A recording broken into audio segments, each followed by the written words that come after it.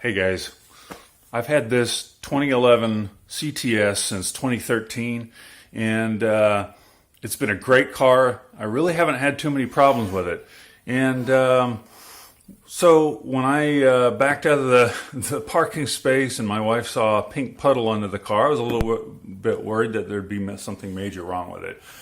Turns out that it really wasn't too bad. So I replaced the water pump as well as some gaskets on the coolant return line, and that fixed the problem. I'm going to go show you guys all the little steps that I went through. I'm not a professional mechanic. I'm a do-it-yourselfer, so hopefully this encourages you guys to go ahead and give it a shot yourself. All right, good luck. Okay, so here I am with the hood open. There's just a few things I'm going to note before I start putting this video together for you guys.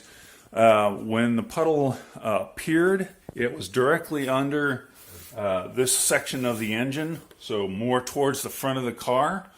And when you put your finger in it and sniff the fluid, you could tell that it had kind of a sickly sweet smell to it. Of course, it had that telltale pink fluid color to it.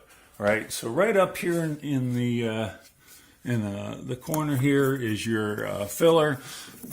First thing I did was to go ahead and open that up, check in there to see if there's any problems there. Sure enough, it had lost some fluid. I was down to almost empty on the fluid tank. So anyways, I'm going to go through the steps that I took to fix this problem. Okay, this is a Cadillac CTS 2011 3.6 liter, and it is the performance edition that doesn't have front wheel drive.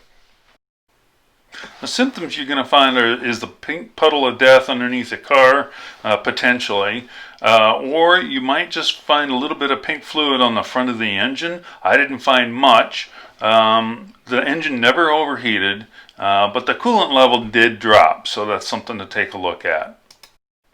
Alright, so the next thing I did is I took off the intake hose, I guess, and just unscrewed it at both ends.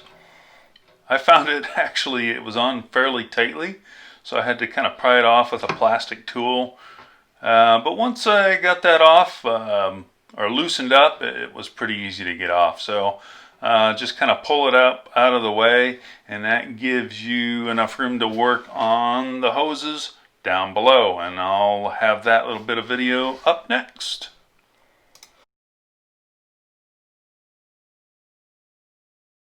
As I took this intake plenum off, the intake hose there, then I took this top radiator hose off, which was pretty easy, and I stuffed it over here on this side to get it out of the way, so I was able to access that from right here. So I just took that off, and then I took the radiator hose off, not down at the base of the radiator, but I took it off over here.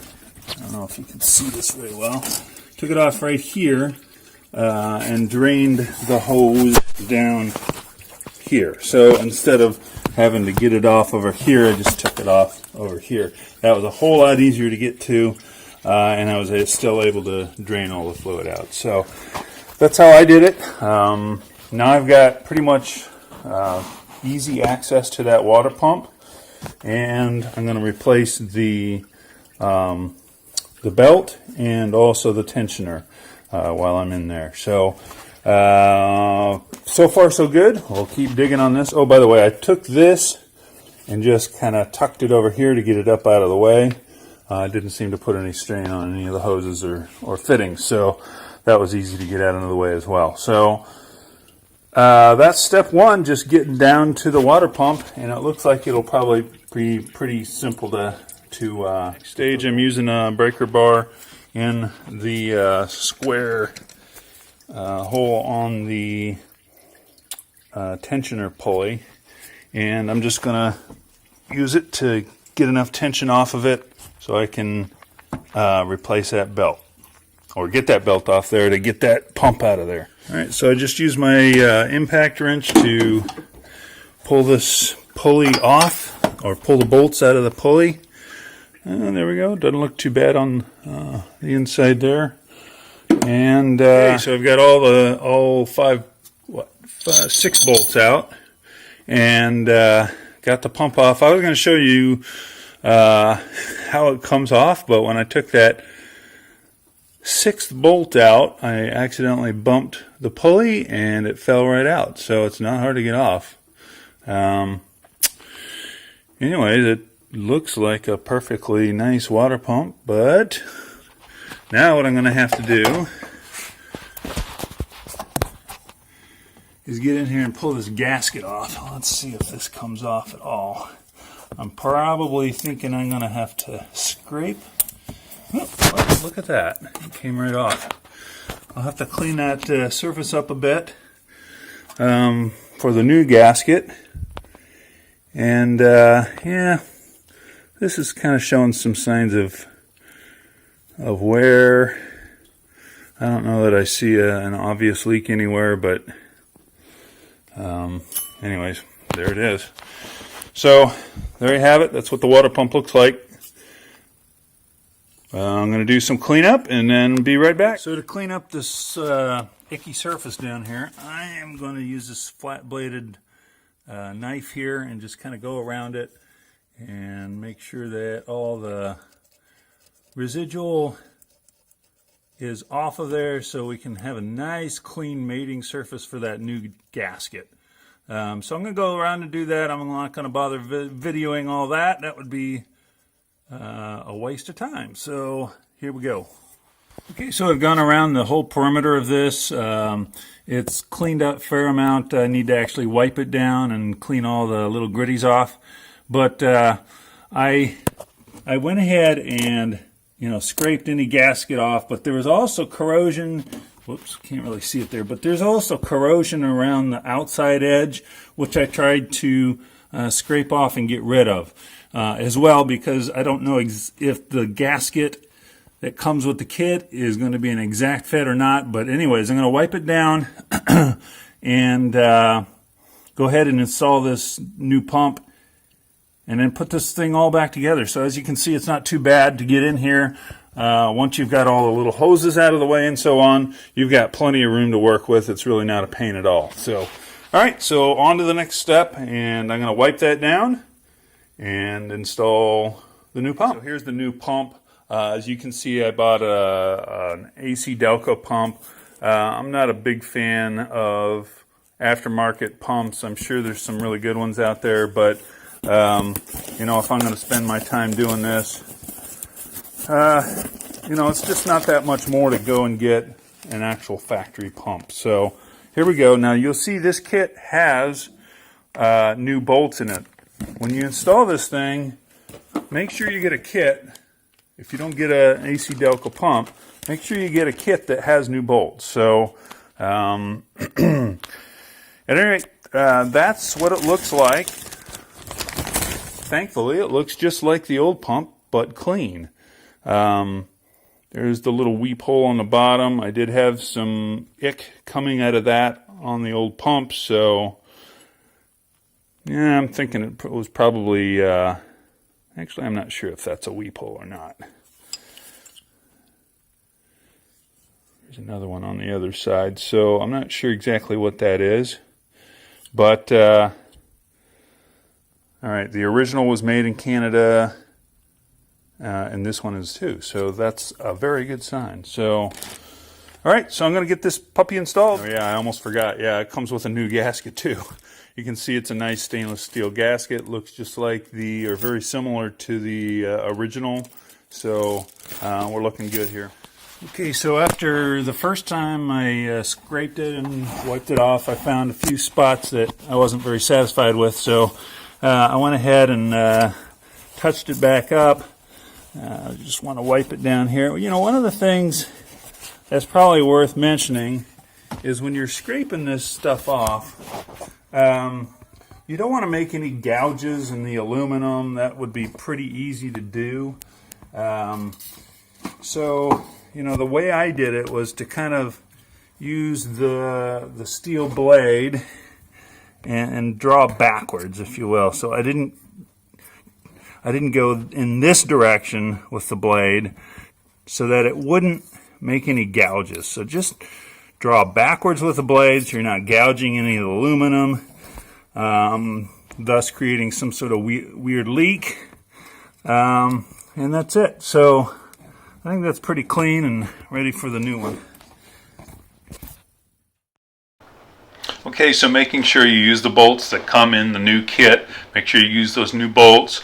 Getting that torque just right is important, so definitely use a torque wrench. For the LLT engine like the one I've got, you torque to 7.45 or 7.5 foot-pounds. Mine wasn't that accurate, so I kind of guesstimated 7.5. It's probably between 7.5 and 10, but get as close as you can. So the spec that I pulled actually had it in inch pounds, so I converted that to foot pounds with a converter online that I show off to the side there. So just make sure you're using those bolts and torquing properly. I've got the new pump in, and everything tightened up perfectly right at 7.5 foot-pounds. My next thing that I'm going to do is this tensioner right here. So that's my next section of the project. All right. Okay, so I decided to take this reservoir off. To do that, there's two bolts, one here and one here. This second bolt is a monster. So I'm not sure why it's so big, but it must hold something else. I'm thinking somewhere. I don't know what. But at any rate, took that off so I could get down to this bolt that holds in the tensioner. So pretty easy. I'd recommend just doing it that way. Makes it easier. Okay, so on this one I'm going to have to pull this bolt out to get the tensioner off. So to get in there, it looks like the best way to do it really is to pull this pulley off. So I've got a pulley puller kit. Okay, to pull this pulley, we're going to need this puller that will engage with this. Whoops, let me get it in the picture there. It'll set in like that, and these other pieces will then go around that as well. So let me just take a look here. It looks like this is the small end, so I think I'll place that in like that. It fits quite nicely.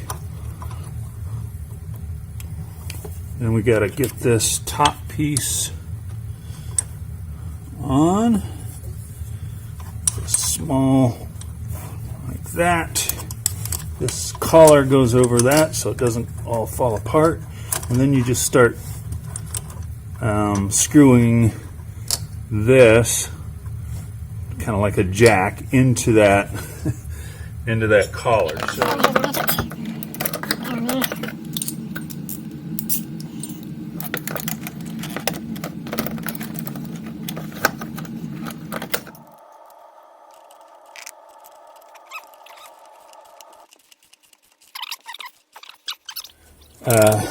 Pressure to get this thing moving.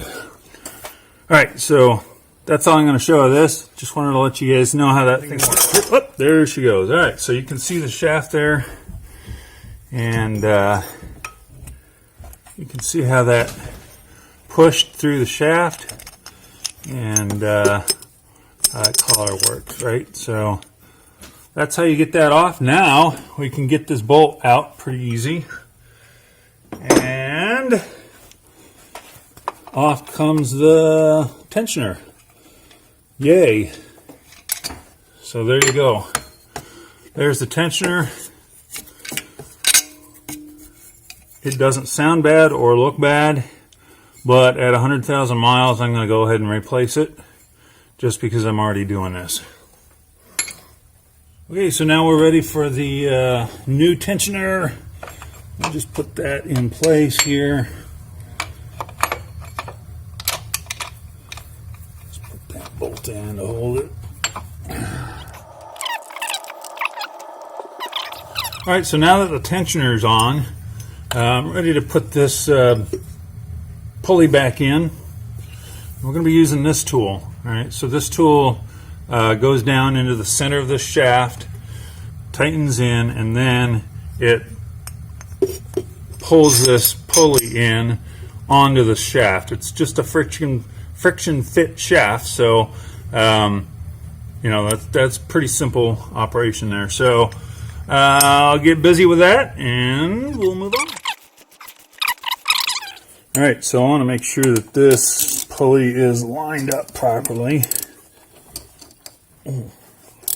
So I'm going to back this bolt out. I've done this once already and that wasn't quite correct. So let me back this little guy out. We'll take a quick look here. And yep, it's flush just like it was before. So I just took my finger before I took this off and made sure it was flush. And the shaft is now flush with the pulley itself. So that means these grooves will be aligned properly with the grooves here and up on the water pump and down on the crankshaft. Obviously you don't want any misalignment there, so that was that. Alright, so that pulley's back on. We've got our tensioner on right here. We've got the pulley back on. Now I can actually, I think what I can do is go ahead and put the new belt in and put all this stuff back together. So that's the next step. Easy peasy. I use the breaker bar to pull the tension off, and you can see the belt is properly installed on each one of these pulleys. You want to double check and make sure that they're aligned proper, or the belt is aligned properly, and it's not skipped any grooves or is out of place or anything like that. Last thing you want to do is go back in and have to restring the belt or replace it if it gets damaged. So take your time, make sure everything's lined up, and should be good to go. All right, so at this point I am ready to start putting this thing back together. I need to reattach this guy. Obviously I'll have to get that lower hose reconnected up to its fitting there. I'm going to fill the system through this upper hose, and hopefully that doesn't leave any big air bubbles in the system and cause some problems there. It's my understanding that the secondary pump, which is way down here, will actually draw coolant in as needed. So I'm going to fill it up as much as I can from this upper hose here. For coolant, I bought the full strength AC Delco Dex Cool product for this car. It's got the yellow cap, so you know that it's for the car. 5 years, 150,000 mile protection supposedly. This is a 50-50 mix, so I'm going to mix this with a mix of tap water and the AC Delco coolant. Now, I did some research on the water you need to use. Some places say to use distilled water. In fact, the molecular structure of distilled water is not good for these aluminum cooling systems. It will actually cause corrosion within the cooling system. After reading a few articles on it, the consensus was that you really want to use, really the best thing to use is softened water.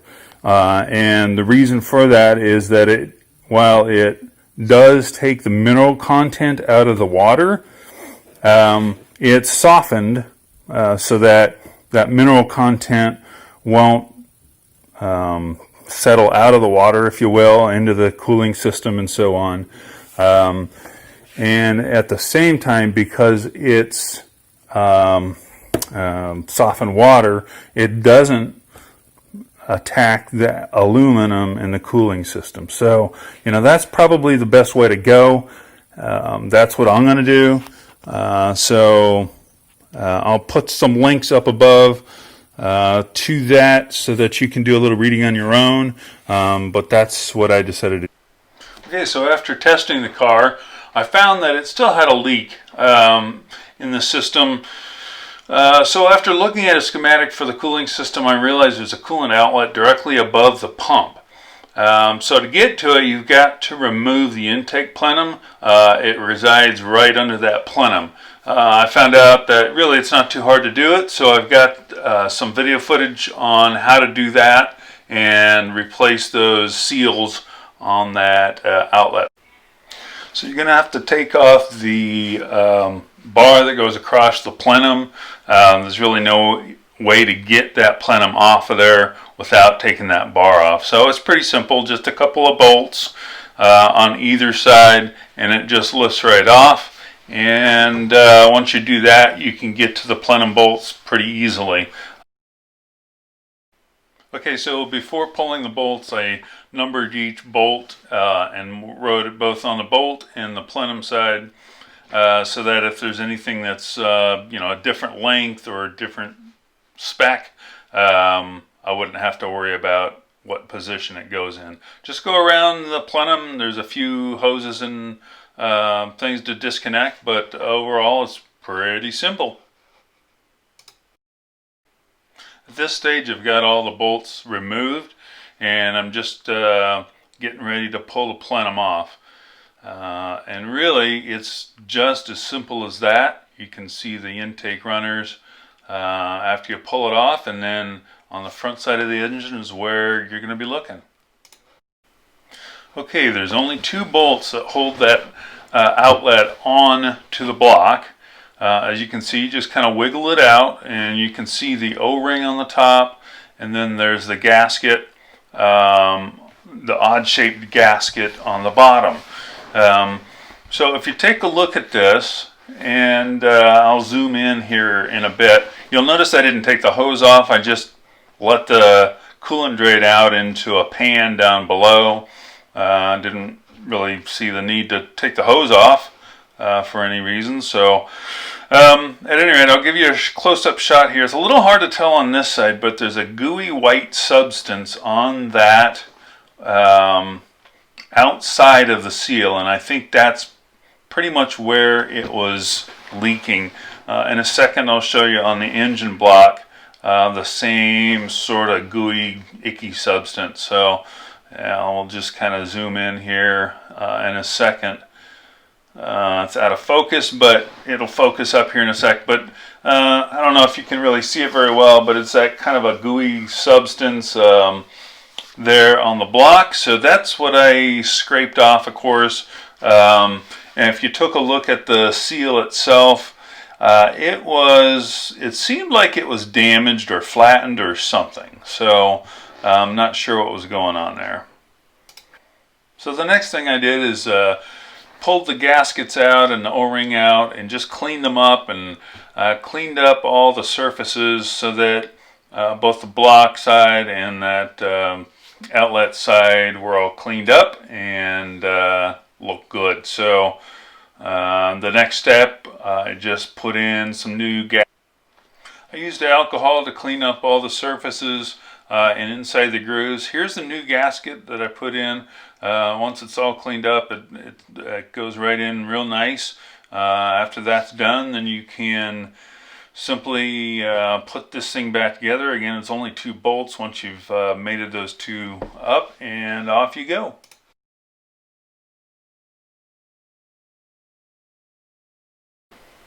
Here's what it looks like when it's all back together for the outlet.